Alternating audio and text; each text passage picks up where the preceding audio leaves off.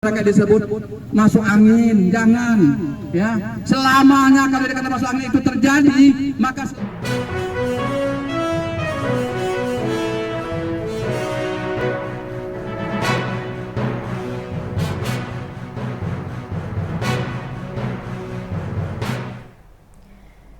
Ya, halo Tribuners. Seperti diinformasikan sebelumnya bahwasannya KPU Kota Metro secara resmi membatalkan pencalonan Wahdi Komaru untuk Pilkada Metro 2024.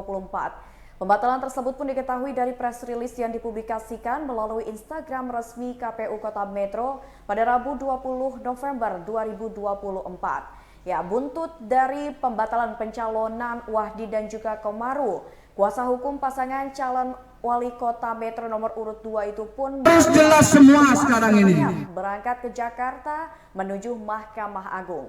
Adapun tujuan tim kuasa hukum Wahdi Komaru ini ke MA adalah untuk mengajukan gugatan atas keputusan KPU Kota Metro yang membatalkan pencalonan mereka.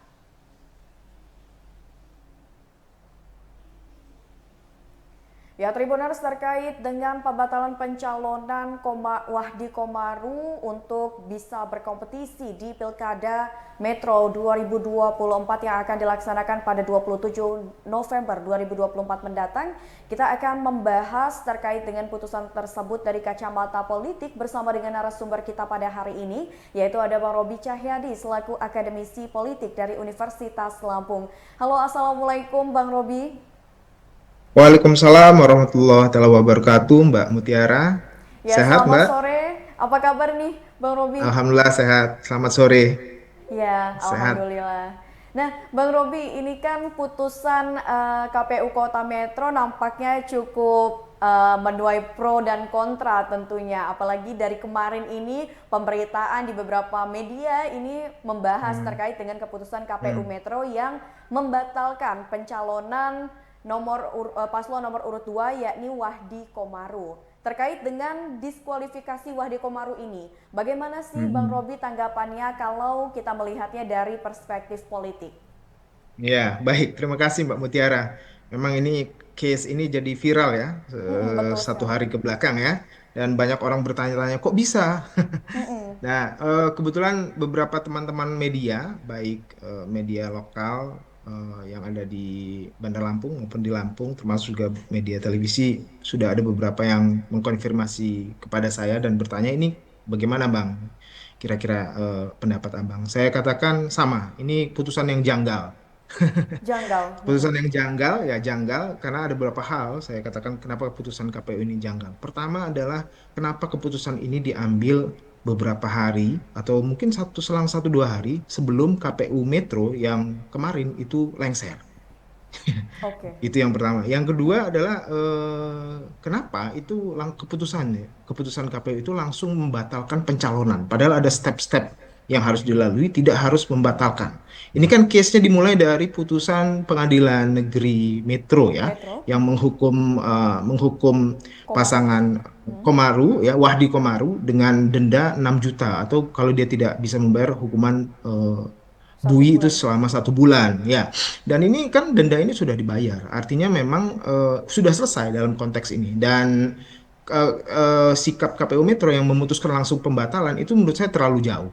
Bisa saja, misalnya hukumannya itu tidak pembatalan, karena ini kan sudah berlangsung ya, kampanye sudah berlangsung. Misalnya dalam hukuman lain, misalnya tidak boleh melanjutkan kampanye sampai dengan tanggal 27. Nah, itu kan hukumannya ringan tapi tidak membatalkan. Itu yang kedua. Terus yang ketiga yang paling aneh lagi adalah ada ketidakharmonisan ya atau ketidakcocokan informasi. Bawaslu bilang ini KPU Metro bilang ini rekomendasi dari Bawaslu. Bawaslu bilang tidak ada rekomendasi pembatalan. Betul sekali. Bawaslu Metro mengatakan tidak ada ini. Nah, ini kan ada misinformasi yang aneh antara penyelenggara pemilu di Metro, baik dia KPU maupun Bawaslu. Yang keempat adalah saya menduga, ini baru dugaan saya sebagai orang awam, ada tekanan politik di Metro terhadap KPU untuk membatalkan salah satu pasangan calon. Nah, yang kelima, saya menduga tekanan politik ini terkait juga dengan adanya keuntungan ekonomis mungkin. Ini menduga ya, saya dugaan ya, Baru keuntungan dugaan ekonomis. awal ini ya.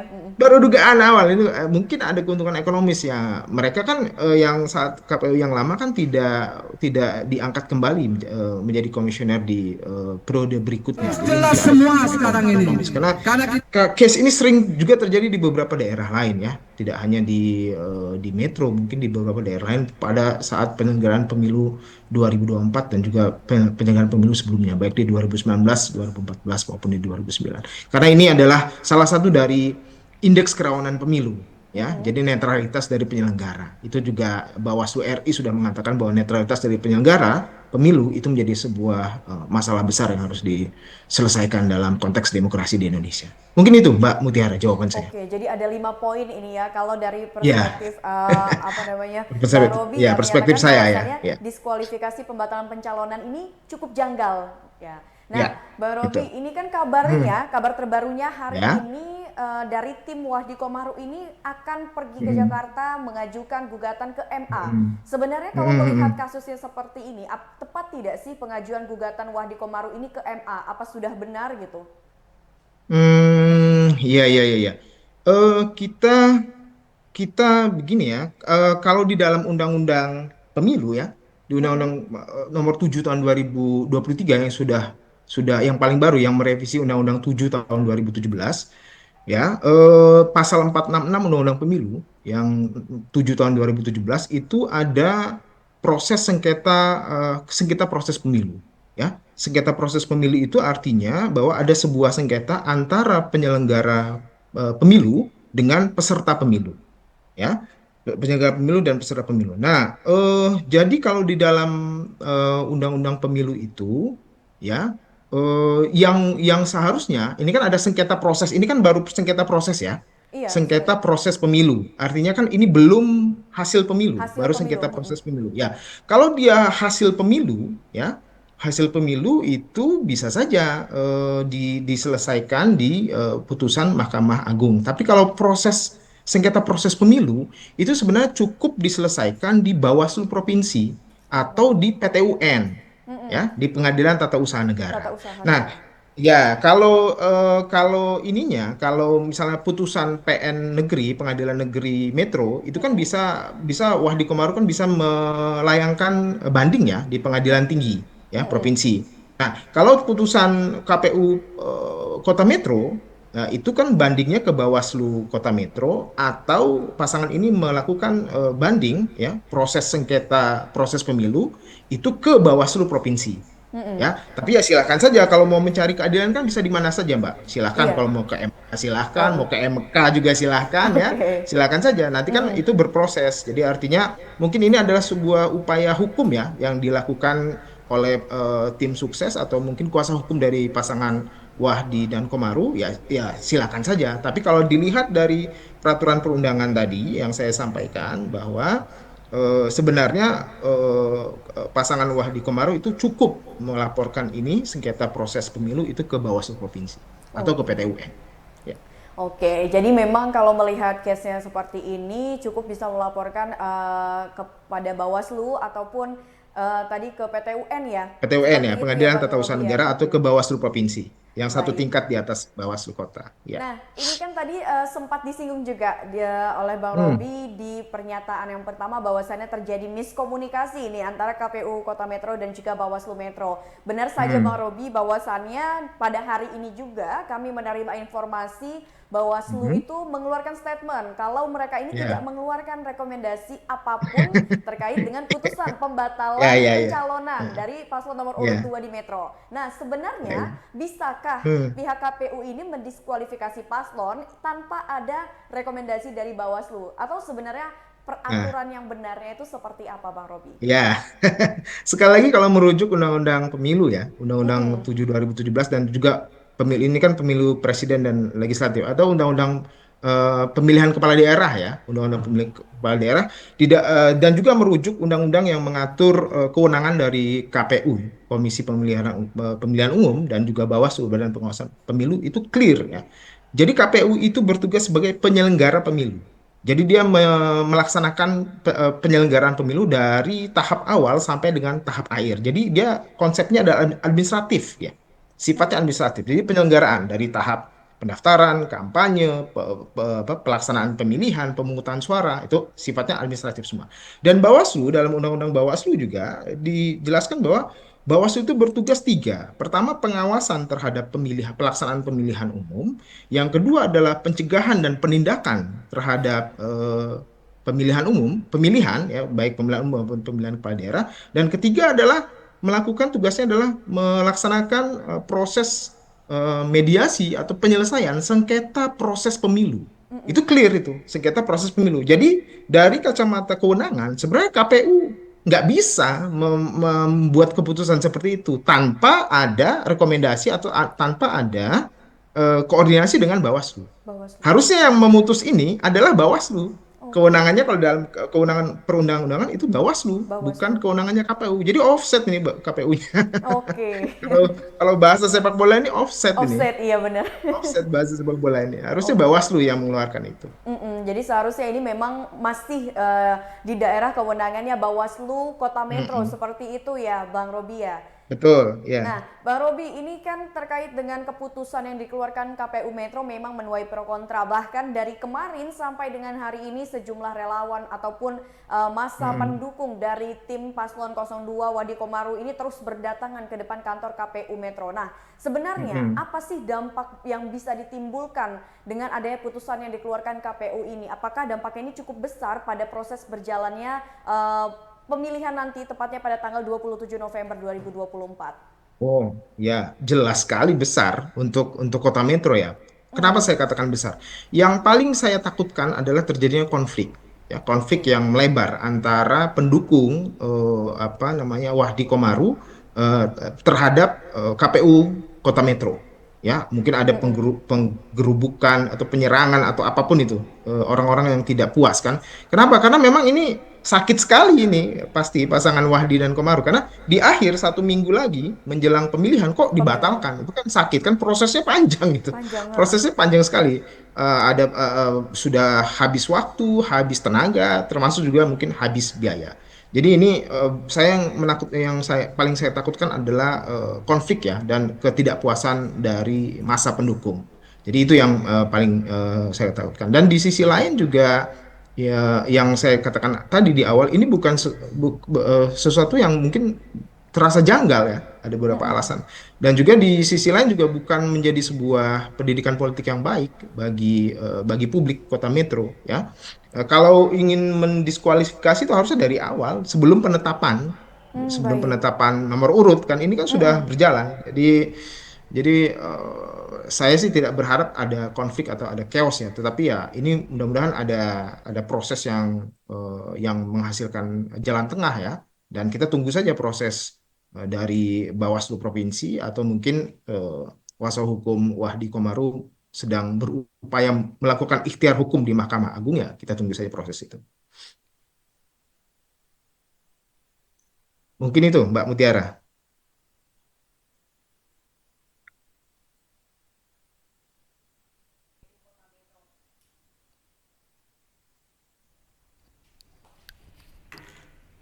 Nah, baik Bang Robi, ini kan kita tahu Ya. bahwasannya komisioner dan juga ketua KPU Metro berganti dan kebetulan seperti yang sudah diungkapkan oleh Bang Robi di awal, ini mereka Ya. mengumumkan putusannya ini sehari atau bahkan 2 hari menjelang pergantian Hmm, kepengurusan. hmm, Nah, hmm, hmm. lalu bagaimana sih dan apa yang harus dilakukan oleh komisioner yang baru yang kita tahu bahwasannya ini Ya, nanti ya, malam ini juga ada prosesi ya, pelantikan untuk para ya, ya, anggota ya. komisioner yang baru. Nah, ini Ya, apa ya, yang harus ya. dilakukan? Apalagi perkaranya ini masih berlangsung ini, Bang Robi. Ya, ya. Ya, yang jelas ini bukan kesalahan komisioner yang baru. Mereka tidak tahu apa-apa ya. Kan pelantikannya baru nanti malam ya. Jadi tentu saja ini tetap menjadi tanggung jawab komisioner yang lama. Oh Jadi baik. tidak serta-merta komisioner lama itu begitu masa jabatan saya sudah selesai, berarti saya lepas tangan. Itu enggak seperti itu. Karena kan itu putusan dibuat oleh komisioner KPU Metro yang lama. Artinya dia harus bertanggung jawab mutlak terhadap putusan yang dia buat dan keputusan itu ada akses hukumnya jadi ada konsekuensi hukumnya jika memang keputusan itu berdampak keputusan itu buruk atau berdampak hukum yang tidak baik, tentu saja komisioner yang lama juga harus bersiap-siap untuk dituntut, baik secara perdata maupun secara pidana, karena yang dirugikan ini kan calon dan juga partai pendukung dan juga para peserta pemilu, masyarakat Metro yang memilih. Jadi siap-siap ada gugatan secara perdata dan juga bisa saja gugatan secara pidana. Jadi nggak bisa lepas tangan gitu juga. Dan masih tanggung jawab KPU Metro yang lama yang mengeluarkan putusan ini. Oke, jadi Jadi tetap gitu masih Mbak tanggung Mutiara. jawab yang lama ini ya, walaupun Ya, sudah selesai pasti, masa pasti. Kalau yang jabatannya. baru tenang-tenang aja, ikut saja pelantikan nanti malam. Kalau yang lama yang tidak tenang. Iya. Oke, baik Bang Robi, ini terakhir Oke. boleh dong berikan harapannya mungkin terkait dengan kasus ini supaya bisa selesai dan semoga untuk di Metro sendiri pada tanggal 27 November ini bisa melaksanakan pilkada dengan damai dan juga kondusif Ya, terkait ya, dengan ya, ya. masalah-masalah yang sudah terjadi. Ya. Yang pertama adalah Bawaslu Provinsi, Bawaslu Kota Metro, dan Bawaslu Provinsi harus mendudukan masalah ini dengan seterang-terangnya, dengan sebesar-besarnya ya, dengan sebaik-baiknya. Jadi mendudukan dan memutuskan keputusan yang cepat ya, secepat mungkin. Karena kenapa? Ini kan 1 minggu lagi tanggal 27 itu sudah pemilihan.